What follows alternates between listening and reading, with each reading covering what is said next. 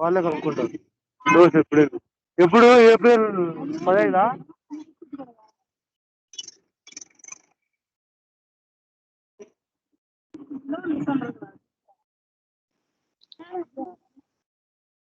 Good morning, everyone. Good morning, sir. Yeah. Very good morning. Good morning, sir. Today we are going to continue with the same chapter, that is nucleic acid chemistry. Okay. So in the previous classes we discussed about the nucleotides, nucleosides, and how those things are bonded to each other, and what is the double-stranded DNA. And also we discussed about the biologically important nucleotides like um, ATP, ADP, AMP, CGMP, CAMP. Okay, lot of things we discussed. I don't know like how far you are understanding the concepts. So if you have any doubts from the previous classes, you please ask me. So today I'm going to brief you again about the double-stranded DNA and also the different forms of DNA, B DNA, Z DNA. Okay, there are different kinds of DNA, and also we are going to discuss about the uh, RNA, structure of RNA, and what is types of RNA. Okay, and also we are going to discuss about the differences between RNA and DNA. So I think in the previous year question paper, they got the question difference between RNA and DNA. So you should be able to write the differences in all the aspects, like structural aspects, functional aspects of these nucleic acids. Okay. So if you have any doubts, you please ask me. Otherwise, we are going to proceed with the new concept, that is DNA structure. Again, I will just brief you, and we have to actually discuss about the different kinds of DNA, and also we have to discuss mainly about the RNA structure and types of RNA. Okay, so but I'm going to brief you again double-stranded DNA. So if you get the question in your examination like DNA for 5 marks or 10 marks. Otherwise, if they ask you about the draw the structure of DNA and give explanation about its structure and function, then you have to draw the double helical structure of DNA with neatly labeled diagram. Okay, so you have to mention how uh, adenosine will bind to the thymine. Okay, how guanosine is bind to the cytosine. So that is double bond and triple bond, it is going to be bound. And also you have to draw that double helical structure by mentioning major groove and minor groove, and what is the size of the major groove and what is the size of the minor groove. Okay, so and anti-parallel, we discussed about anti-parallel, like one strand will be running to 3 prime to 5 prime, another strand will be running to 5 prime to 3 prime. So all these aspects you have to mention. Okay, so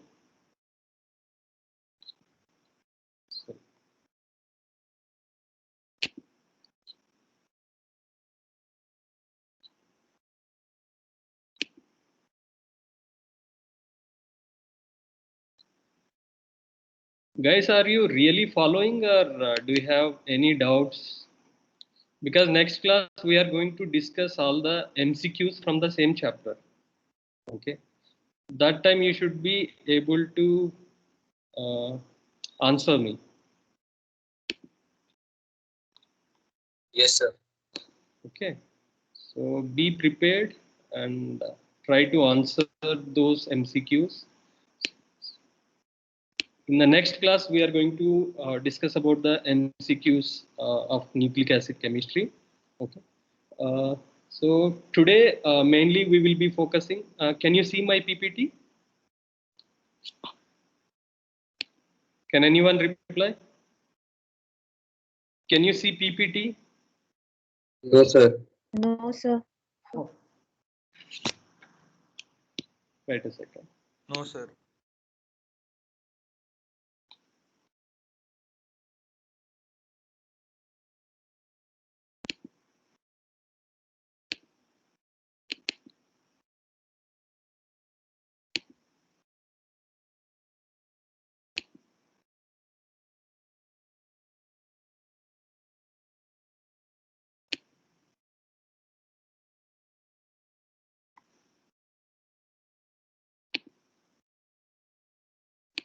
Now I hope you can see this, right? Can you see the PPT now? Yes, sir. Yes. Okay. So today we are going to discuss about again in brief about the structure of DNA, and we will be mainly focusing on types of DNA, and we are going to discuss about the structure of RNA and types of RNA and its function, and we are going to discuss about the difference between DNA and RNA. Okay. So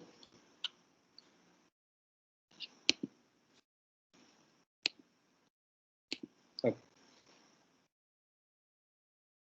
So we all know like DNA is a double helical structure, and Francis and Crick has discovered this. But there are some other scientists who has contributed in the discovery of structure of DNA. The DNA as a acidic substance present in nucleus was first identified by Frederick Mischer in 1868. Okay, so he only named it as a nuclein initially. So he found that there is a substance which is there in the nucleus with acidic nature. Okay, he is the one who has identified it. Something is there in the nucleus and which is called as nuclein. Okay, so later on in 1953, actually James Watson and Francis Crick described about the very simple but famous double helical model of the DNA structure. Okay, so before this, he is the scientist. He was a scientist who said like there is a substance inside the nucleus which is having acidic nature. Okay, I just want to tell you the history of discovery of the DNA structure. Okay, so after this, Francis and Crick, based on that information, they worked and they found that this is the double helical structure of the DNA. So the scientific framework for their breakthrough was provided by other scientists like Linus Pauling, Rosalind Franklin, and Maurice Wilkins, and Erwin Chargaff. So in the previous class, we also discussed about the Chargaff's rule, right? Can anybody tell me what is the Chargaff's rule? What is Chargaff's rule? You may get for small answer question, Chargaff's rule. In DNA structure, purines are equivalent to the pyrimidines. You got it? So Yes, sir. I think you are not reading after the class, but you have to do that. So Rosalind Franklin, what was his contribution was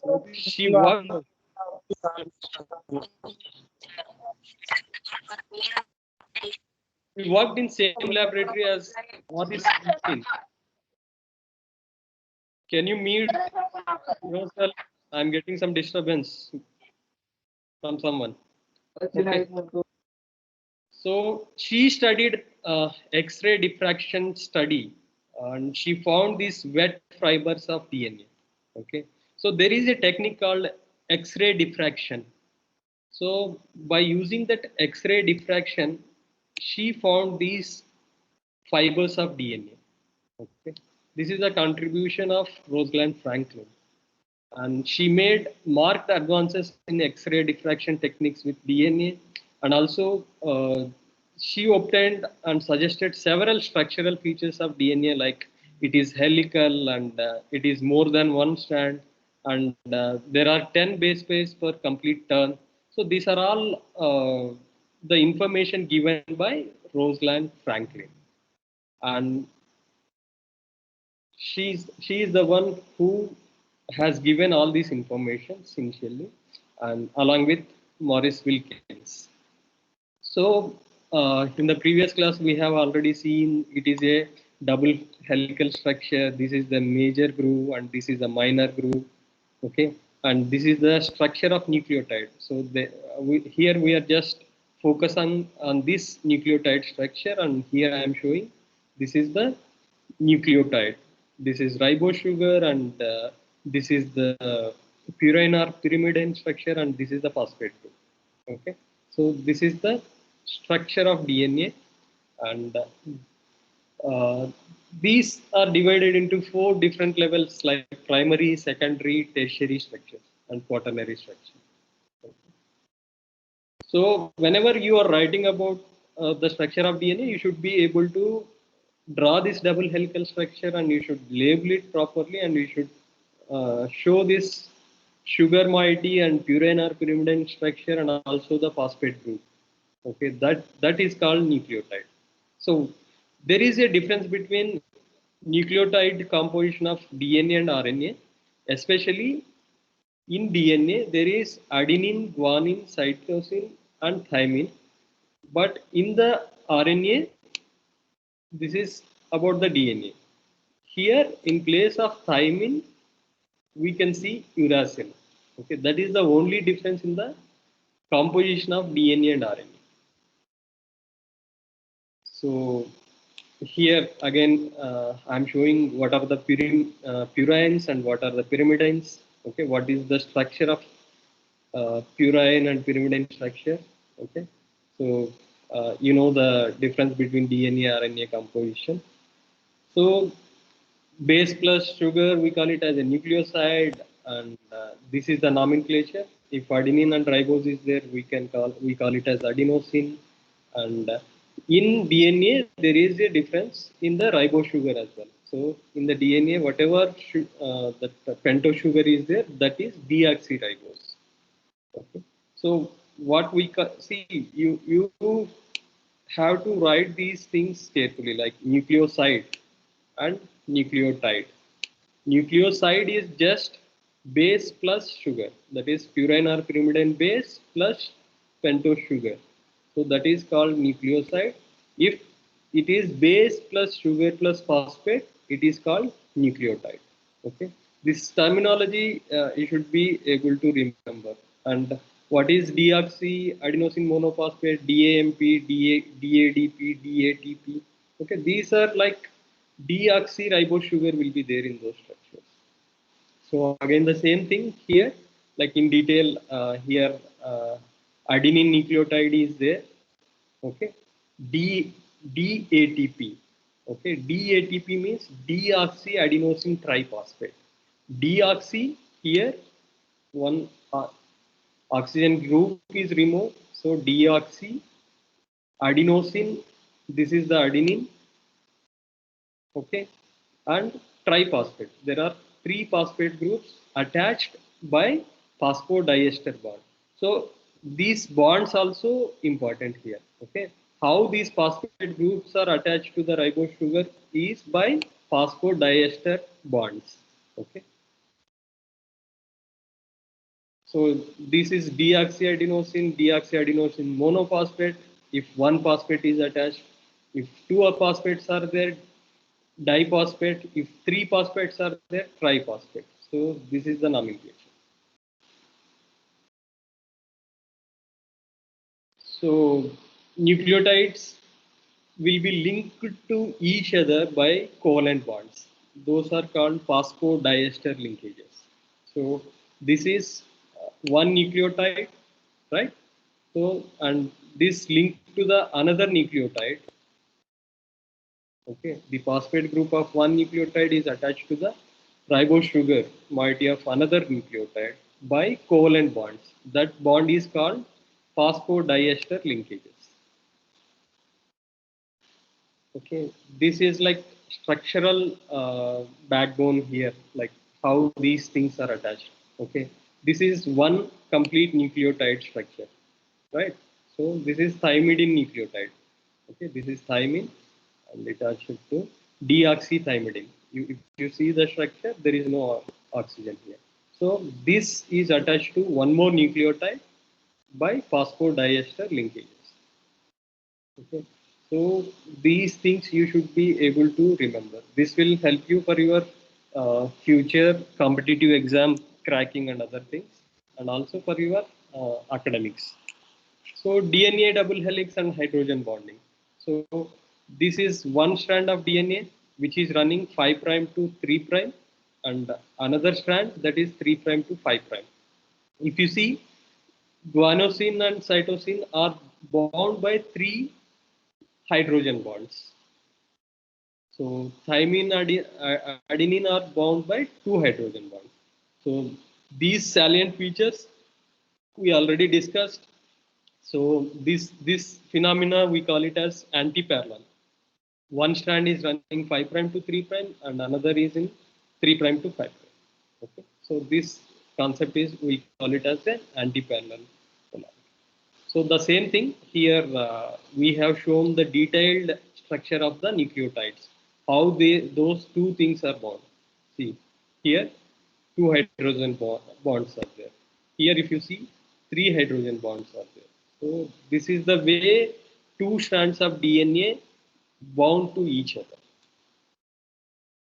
So the same concept, we already discussed about the Chargaff's rule.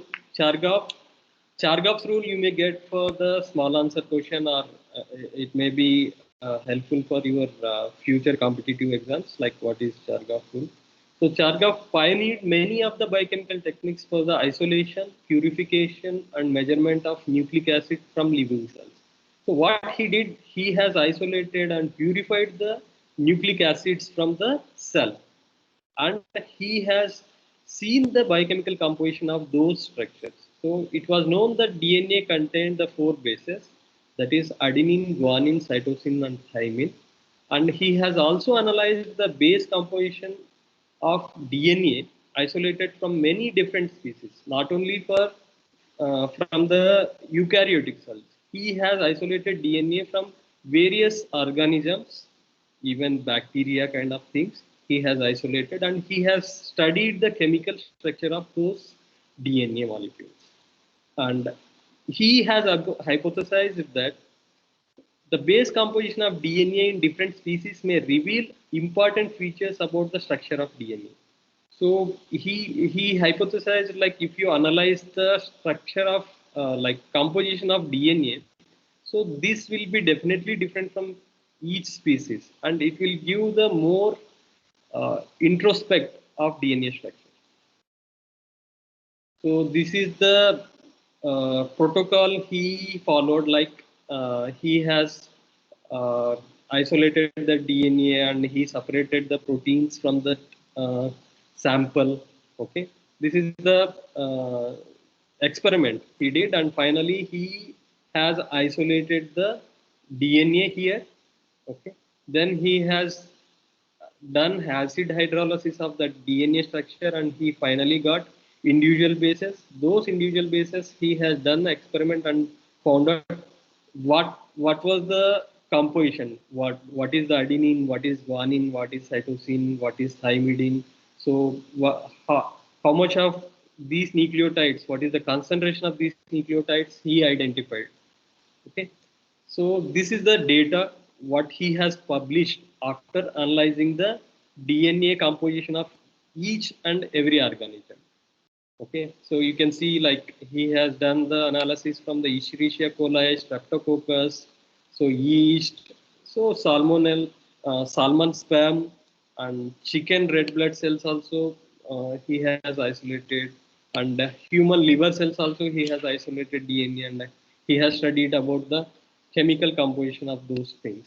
Okay, this is the interpretation of data, that is called Chargaff's rule he proposed after doing all these experiments. So that is, percentage of adenine is equal to percentage of thymine, and percentage of cytosine is equal to percentage of guanine. Okay, this is called as the Chargaff's rule. So he is the guy, Erwin Chargaff. And DNA double helix and hydrogen bonds we already discussed in the previous class. And you can see like this is the complementary base pairing. If you see like this is the backbone structure, that is sugar and phosphate are there. So these are the nucleotides. And if you see this double helical structure, if they specifically ask you the double helical structure of DNA, you have to draw this figure and you have to label it. Okay, and also you should mention these bondings also, and you should also draw one more diagram with nucleotide structure and what is the structure these things. What kind of bonds are there between the nucleotides, and what is the bond called between the phosphate group and the sugar molecule. So all those things you have to mention. So this is the minor groove and this is the major groove, right? So this is 3D structure, and that's what it looks like. So these things we haven't discussed. There are three major forms of DNA. One is bDNA, another one is aDNA, and the last one is zDNA. So most commonly appearing form is bDNA biologically, and it is a alpha helix, meaning that it has right-handed or clockwise spiral. So last class we discussed about this right-handed helix and all, and these are complementary base pairing. That is, A will be binding with T and G will be C. So the short forms you should be able to follow: adenine and thymine. A means adenine and T means thymine, and G guanine, C cytosine. Okay, so this is complementary base pairing, and ideal bDNA has 10 base pair per turn. That is 360-degree rotation of helix. So per turn there will be 10 base pairs. So each base is twisted 36 degrees relative to adjacent bases. Okay, so this is totally 360 rotation helix. So 10 base pairs per turn are there. So each turn will be twisted 36 degrees, and base pairs are 0.34 nanometers apart. So each base pair is 0.34 nanometers apart. Okay, so this complete rotation of molecule is 3.4 nanometers, and axis passes through middle of each base pair.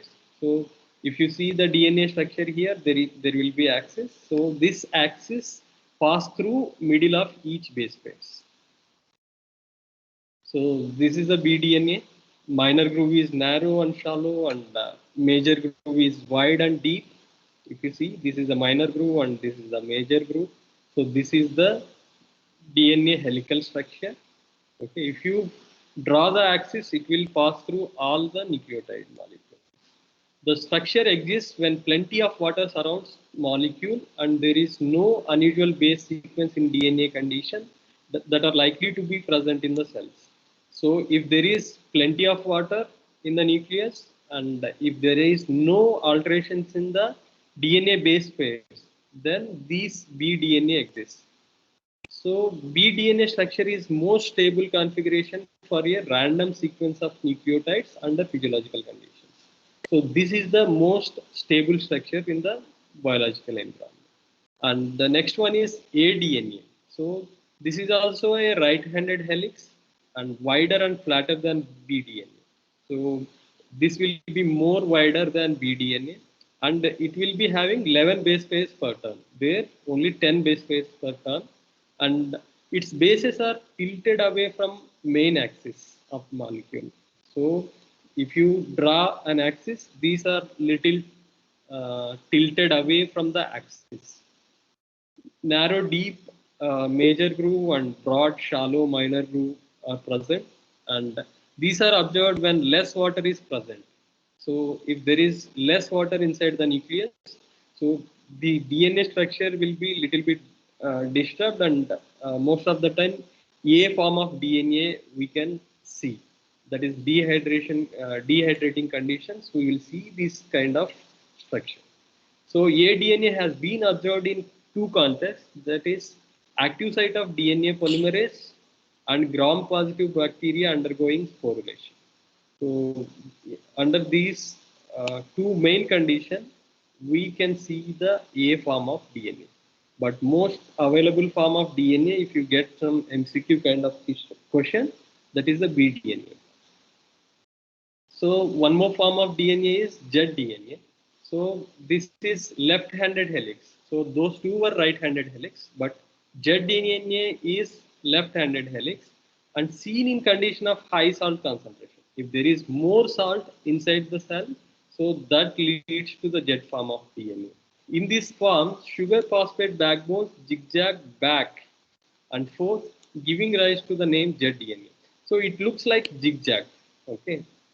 So that's why this is called Z DNA, because this sugar and phosphate backbone, whatever is there, that is giving zigzag kind of backbone. So it looks like zigzag. So they named it as a Z DNA.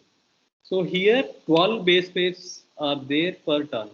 So you have seen BDNA 10 base pairs. Okay.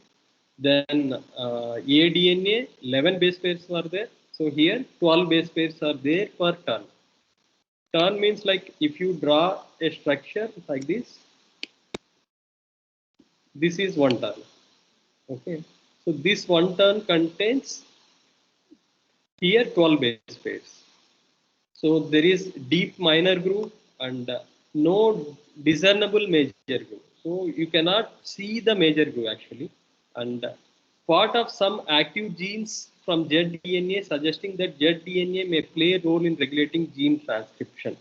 So based on this structure, they are hypothesizing that it is having some role in regulation of gene transcription inside the nucleus. Okay, this is the tabular form I am showing difference between BDNA, aDNA and Z-DNA. So these are anti-parallel to each other, and these two are right-handed. B and A are right-handed. Z is left-handed, and long and narrow BDNA, short and wide aDNA, and elongated and narrow structure is Z-DNA. And these are the base pairs present per turn. So B 10, aDNA 11, Z-DNA 12. So the distance between adjacent bases, it is 0.34 in case of BDNA. This is 0.23 in aDNA, 0.38 in Z-DNA. So this is 3.40 nanometers turn of helix is there. And these are the some of the differences between BDNA, aDNA and Z-DNA. Okay. So this is the tilting or inclination of base pairs to axis. So if you draw an axis in between the structure of the double helical structure, you can see this much tiltation in the structure. So that is 1 degree, 20 degree and 9 degree. So there is major groove that is wide and deep in BDNA and narrow and deep in aDNA, and we cannot see no discernible major groove in Z-DNA. And this narrow minor groove we can see in BDNA, and we can see broad and shallow minor groove, and this is narrow deep minor groove we can see in Z-DNA. So these are the some of the differences you should be able to recall. How many forms of DNA are existing and why those are existing, and what is the most commonly biologically appearing DNA is BDNA. Okay, what are their features? All those things you should be able to remember. So what is DNA supercoiling? In the last class I already told, like DNA is compacted and it bound with some proteins called histones, and it forms the supercoiling and it is there in the nucleus, right? So this is DNA supercoiling refers to the over and underwinding of strands. So it will be like rope. If you coil the rope, it looks like rope. Okay. So DNA supercoiling is important for DNA packing within all cells. Okay, so this is the packing of DNA, and I'm going to show you this structure. Okay, so this is the chromosome structure. We all seen the genetic material is there in our cells in the form of chromosomes. So if you unwind this chromosome structure, you can see like this is bound with some proteins here, and if you further uncoil it, it looks like the double-stranded DNA.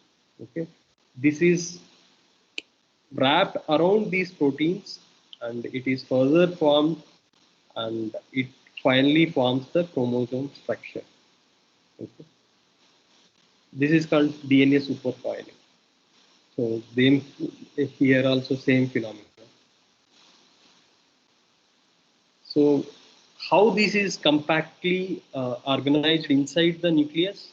So these are called nucleosomes. This is histone protein, and this is the thread-like structure is the DNA. So it is coiled around these 8 histones in the core. So nucleosome are the basic unit of chromatin organization. Okay, and in eukaryotes DNA associated with proteins. In prokaryotes DNA is naked. Okay, so in prokaryotes, DNA is not bound with any of the proteins. So what is mean by nucleosome? Basic bead-like unit of DNA packing. So this entire thing is called nucleosome. Okay, this is H1 histone. This is histone core. Okay, and this DNA is wrapped around. So this is called nucleosome, made of segment of DNA wound around a protein core that is composed of 2 copies of each 4 types of histones.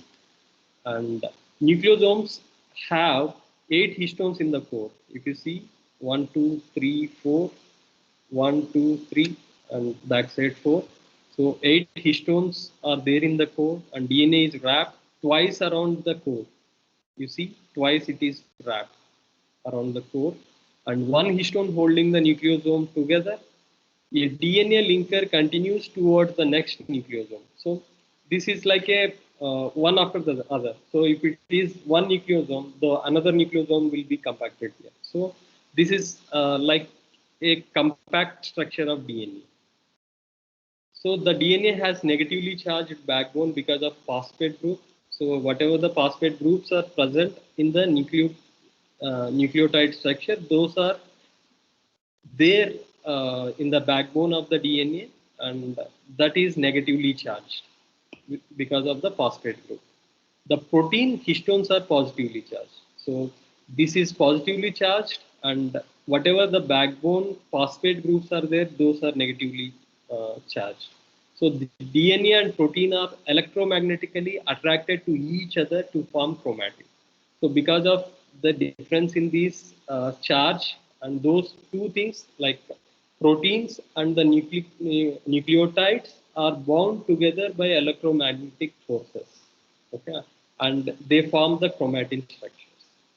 So this is the supercoiling of DNA. You have to know about the nucleosome, how many histones are there, and how those things are bound to each other.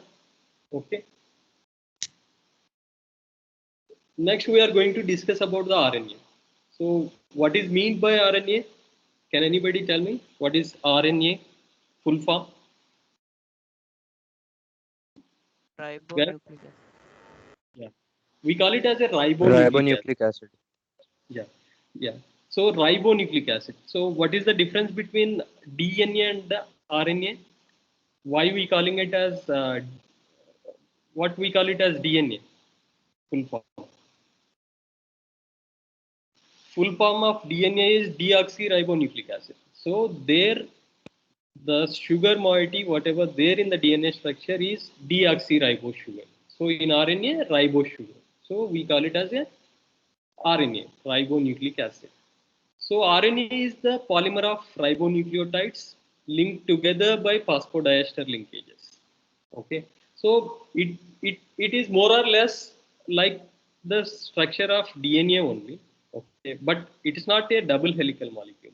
But when you see the single strand of DNA, so how these nucleotides are bound to each other by phosphodiester linkages. So in the same way, this is also polymer of ribonucleotides. But DNA is the polymer of deoxyribonucleotides. Okay, that is the difference. So you may get the question like, write about the difference between DNA and RNA. So you have to write all these kind of differences. So this was the first genetic material. So in 1967, Carl Woese found the catalytic properties of RNA and speculated that the earliest form of life relied on RNA both to carry genetic information and to catalyze biochemical reactions. So in the evolution process, okay, we got the DNA as the genetic material, but earliest form of the life on Earth, which has RNA as its genetic material, and also it was useful for the biochemical reactions. Okay. So their theories were not validated until the work of Nobel Prize laureate Thomas R. Sich. In 1970s, Sich was studying the splicing of RNA in a single-celled organism, that is Tetrahymena thermophilia. So when he discovered that the unprocessed RNA molecule could splice itself, he announced his discovery in 1982 and became the first to show that RNA has catalytic function. So this is the man who showed that RNA is having biocatalyst action. Okay. So after that, people thought thinking about the evolution process and what was the role of RNA, how RNA shows its catalytic function. So after the Nobel Prize to Thomas R. Sich. Okay. Usually single-stranded and helical in structure. So usually it will be present in single strand or helical in structure, but double strand also present in some viruses. Okay. Some viruses are having RNA as the genetic material, and those RNAs are in the form of double-stranded structures. So you all know that our COVID-19 also containing RNA as its genetic material. Okay, RNA exists in several different single-stranded structures, most of which are directly or indirectly involved in protein synthesis or its regulation. So main function of the RNA in our body, in our cell, is that either it will be involved in the transcription process or the translation process. Okay. So what is transcription? What is translation? How these RNAs are going to involve in those processes? We are going to discuss in the forthcoming classes. But here we have to only know the what is the structural aspect and what is the function of those RNAs. So it also acts as a genetic material in some of the viruses. I told you COVID-19 is having RNA as its genetic material. Okay. Genetic material, what does it mean? So it carries the information from one generation to other generation. That's why this virus is replicating based on the information present on their genome. And it is going to replicate and it is going to form the viral proteins, and those viral proteins are going to make infection. Those things are going to enter inside the other cell, so it will be like a chain reaction. So it will use our machinery, cellular sources for its replication, so that it forms its next generation, and the same information will be passed on to the one generation to other. Okay, so it functions as messenger in the form of mRNA. RNA acts as a messenger, and it also acts as an adapter in the form of tRNA, and it also acts as a structural form, that is the rRNA, and in some cases as a catalytic molecule. So in the form of ribozyme, it will be having RNA molecules in its structure, and it shows the catalytic function. Okay.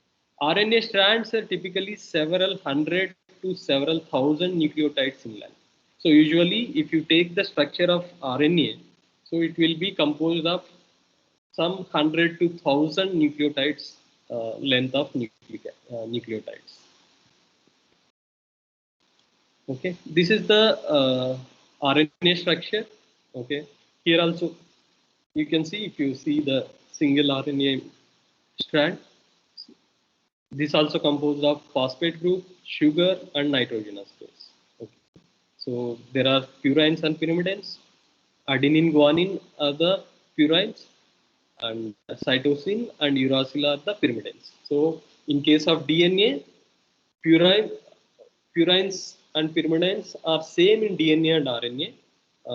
Purines are same in DNA and RNA, but pyrimidines, in case of DNA, there is cytosine and thymine.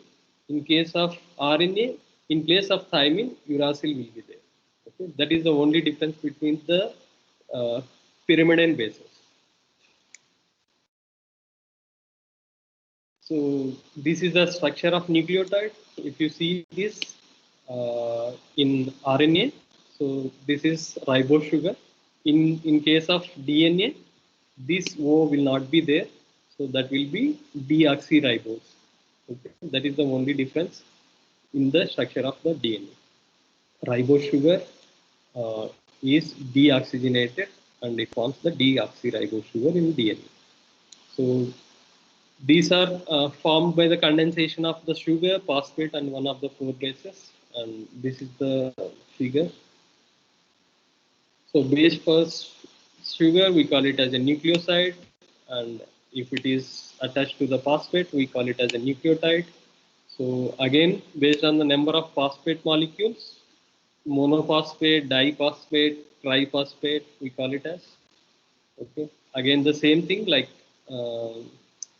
this is the nitrogenous base, and this is the ribose sugar, and this is attached to the phosphate group.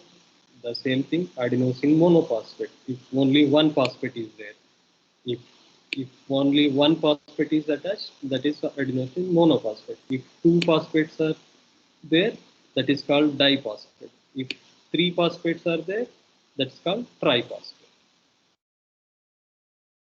So this is the covalent bonding between the nucleotides. So this is the phosphodiester linkage we can see between one nucleotide to another nucleotide. These are bound by the phosphodiester linkages. So the same backbone, the same way what I have shown in the DNA structure. This is also 5' to 3'. So usually RNA is single stranded, but in some viruses RNA present in double stranded form. The bases in two strands are paired through hydrogen bond, forming base pairs. So adenine forms two hydrogen bonds to uracil. So here with the uracil, it will be bound with two hydrogen bonds. But guanine is bound with the cytosine with the help of three hydrogen bonds. Okay, so this you should remember. And double-stranded RNA structure. There are double-stranded RNA structures. So RNA can fold back on itself. Suppose one thread is there. If it is folding back to itself and it is forming the double-stranded structure. So depends on base sequence and gives stem and loop. Okay. So if it coils itself and it forms the double strand, and it will be having stem kind of structure and the loop kind of structure. So double stranded RNA has an A-like formation. Okay. So steric clashes between two hydroxyl groups prevent the B-like conformation. So as we discussed, A conformation and B conformation of the DNA. So in the same way, we can see these things. So if you see the double-stranded RNA, it looks something like this. Okay. So this is stem loop, we call it as. So multi-branch. So multiple branches are there. So this is bulge loop. Okay. This is bulge out. Okay. So this is internal loop. So internally it has made a loop kind of structure. So these types of RNA is more important here. So you should also you should always know, like there are different kinds of RNA and it have different functions in the cell. So in all prokaryotic and eukaryotic organisms, three main classes of RNA molecules exist. The first one is messenger RNA. We usually call it as mRNA. and there is transfer RNA, that is tRNA, and ribosomal RNA, that is rRNA. So we should write small m, so these before the RNA, so T small and small r. Okay. There are other forms of RNA other than these three more important RNA types. So there is snRNA, that is small nuclear RNA, microRNA, and small interfering RNA, siRNA, and heterogeneous nuclear RNA. So all these things will have the specific unique functions in the cellular processes. But three main important RNA forms are mRNA, tRNA, and rRNA. So if you go into details of the mRNA, so all members of class function as messengers carrying the information in a gene to the protein synthesizing machinery. So what does it mean? Like what this itself says, like messenger RNA carries the information which is there on the DNA, okay, in the form of the mRNA, and it gives the information what kind of protein should be synthesized. Okay, so this is the structure of mRNA. This is the function of the mRNA. So it carries the genetic information from DNA in the form of codons, and this information is used to synthesize the proteins. So the structure of mRNA, the 5' terminal end is capped by 7-methyl guanosine triphosphate cap. So if you see the RNA structure, if it is 5', okay, and another side is the 3'. So this 5' terminal is there. This will be having 7-methyl guanosine. Okay. So 7-methyl guanosine triphosphate is the modified nucleotide form of the guanosine nucleotide. Okay. So the cap is involved in the recognition of mRNA by the translating machinery. So this whatever cap is there, so this cap is helpful for the recognition of the translation machinery. Translation is the process of synthesizing proteins based on the information brought by the mRNA. So it also stabilizes by protecting it from 5' exonuclease. So whatever this special cap is there, which is formed by the 7-methyl guanosine triphosphate, so it also protects this mRNA from the exonuclease activities. Okay. The 3' end of the most RNA have polymer of adenylate residues. So this side we will be having adenylate residues. This 5' end we will be having guanosine triphosphate cap. So the tail prevents the attack by 3' exonucleases. So this special structure of mRNA cap and tail, these prevents from the exonuclease activities. Okay. On both 5' and 3' end, there are non-coding sequences which are not translated. So these whatever the information is there at the 5' and 3' end, that information will not be translated into the protein. So mRNA is kind of a message transfer. So if cell gives the message, that message in the form of codons it will take, and it is going to execute based on the information brought from the DNA. So the intervening region between non-coding sequences present between 5' and 3' end is called coding region. This region encodes for the synthesis of protein. So this is the 5' cap and this is the 3' tail. Okay. So whatever the thing that is present, this is called coding sequence. So here start codon will be there, stop codon will be there. So you are going to get more information, what is codon and what is genetic code, what is starting codon, what is stop codon, how this transcription, translation, replication works. So all these things you are going to discuss. So there is hnRNA. So this is the precursor. So before forming the actual mRNA structure, we are going to have the hnRNA. Okay. Uh, any problem? Someone is speaking.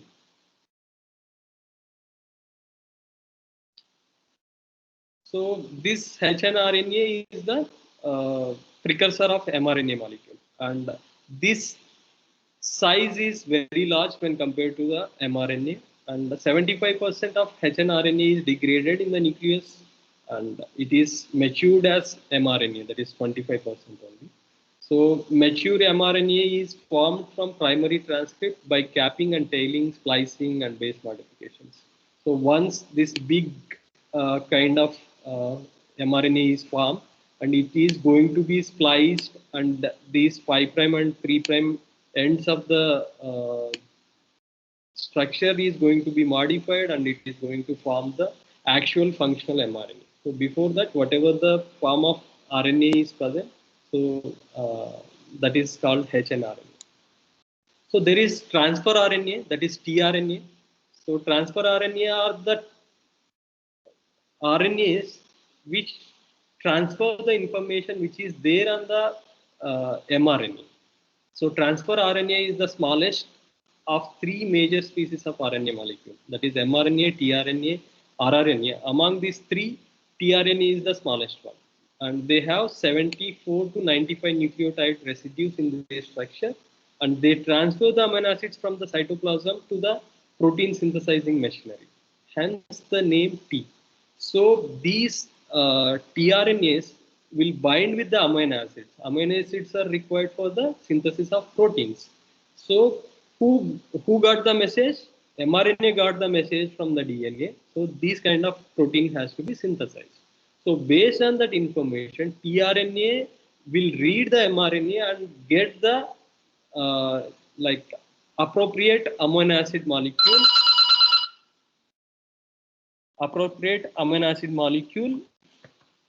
So this is called transfer RNA. So this is involved in the transfer of amino acids, and they are also called adapter molecules, since they act as adapters for the translating of the sequence of the nucleotides of the mRNA into the specific amino acids. So there are at least 20 species of tRNA, one corresponding to each of the 20 amino acids required for protein synthesis. Okay. So tRNA is the only RNA species that contains the nucleoside thymidine. So this is about the tRNA. If you see the structure, I think there is no time. So next class I am going to discuss about the structure of tRNA and its in detail function. Arvind. Next class I am going to discuss about the in detail structure of tRNA and its function, and also I am going to show you the different areas of this structure. So this is the kind of tRNA structure. I am going to discuss about the structure of tRNA in the next class, and there is structure tertiary structure of tRNA, and there is one more form of RNA, that is rRNA, that is ribosomal RNA. And there are some other kinds of RNA molecules, snRNA. Okay, and what is the difference between RNA and DNA? We are going to discuss in the next class. You all know like what are the major differences now, but I'm going to brief you within 15-20 minutes in the next class about the tRNA structure and rRNA structure and their functions.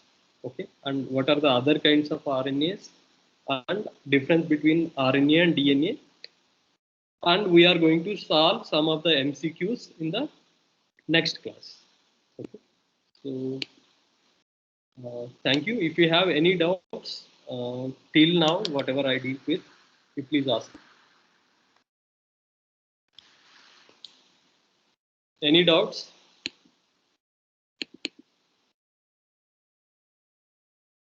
Have you understood or not? Are you able to follow my class? Yes, sir. Yes, sir. Yes. Yes, Okay. Yes, sir. So next class we will be discussing in detail about the tRNA structure, rRNA structure, and other kinds of RNA and their significance and difference between DNA and RNA. Okay. So that will and the nucleic acid chemistry chapter. Okay, so you revise once all these classes, whatever I took, and we will solve all these MCQs together. Okay, you be prepared with the previous classes. Okay. Thank you so much. I'm going to end this session now. Thank you, sir. Thank you, sir. Thank you, sir.